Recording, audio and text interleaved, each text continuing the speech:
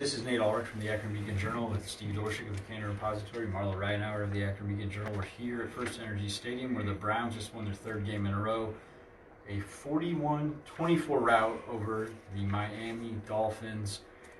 And we're just talking before George Thomas, our video guru, hit record, and this Browns team responded exactly the way it needed to, with all the chaos and controversy hanging over the organization after the fight with Pittsburgh and Myles Garrett being suspended the rest of the season.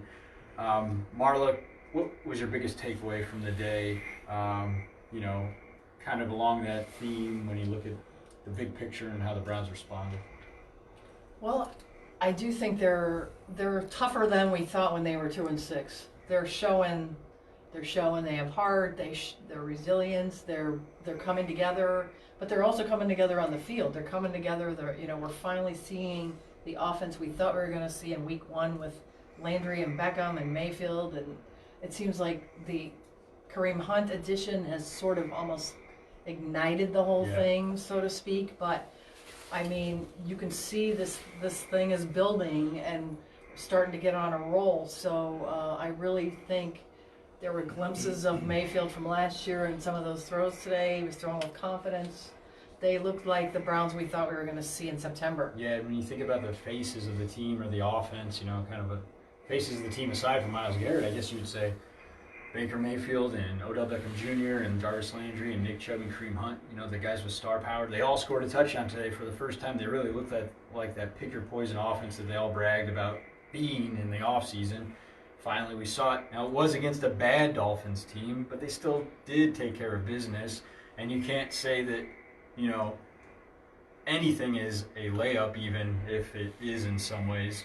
But in the NFL, we know that anybody can win at any time. And the Dolphins have won twice somehow this season. But, Steve, I know you were focusing on the Dolphins. So what's your breakdown of how the Browns did pick apart a team they should have? Well, Nate, while I was watching the game through the prism of the Dolphins having an epically bad secondary, it dawned on me that the Browns have played good defense after good defense after good defense, and I even looked up the rankings.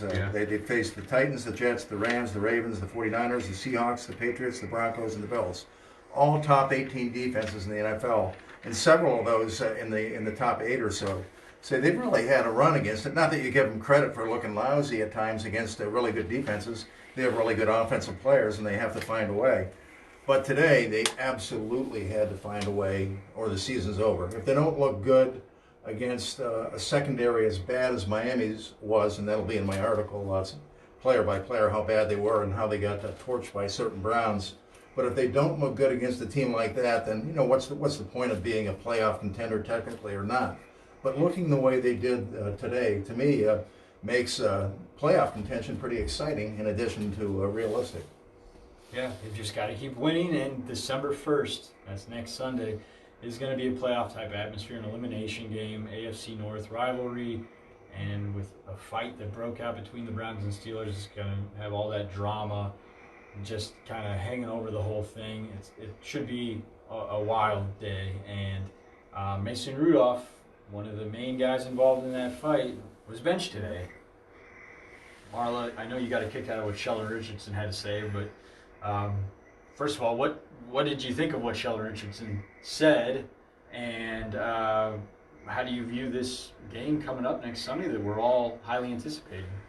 Well, Richardson said he hopes Rudolph plays, and then when he was asked why, he said, well, did you see him play last time? 4 interceptions against the Browns. Yeah. So, I do feel like the Steelers are going to see the Browns at their best, as far as the best is what they have available without Garrett. Yeah. It feels like it's coming together, and if they can keep it together and not let all that ancillary stuff mess up this game, it could be a really good, memorable game, although I wouldn't be wearing brown and orange if I was going to Pittsburgh.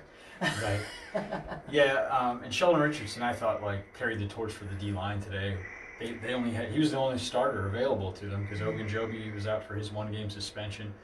Olivier Vernon missed his 3rd game in a row with a knee injury, and of course, Myles Garrett suspended for the rest of the season. So Sheldon Richardson, I thought, really stepped up. Surrounded by a bunch of young guys, had 2 of the team's 4 sacks. And then had some memorable quotes afterward because he's kind of become a team and locker room spokesman for us. So, anything you guys want to close out with before we have George hit the stop button and we go right until the wee hours? Yeah, real quick, Nate and Marla, on the playoff thing. That's one of the succinct points that Mayfield made in the end there. What's it going to be like in Pittsburgh? Basically used 2 words to capture the whole thing. He said playoff atmosphere. Now you could roll that thought into, in my mind at least, this is a fact.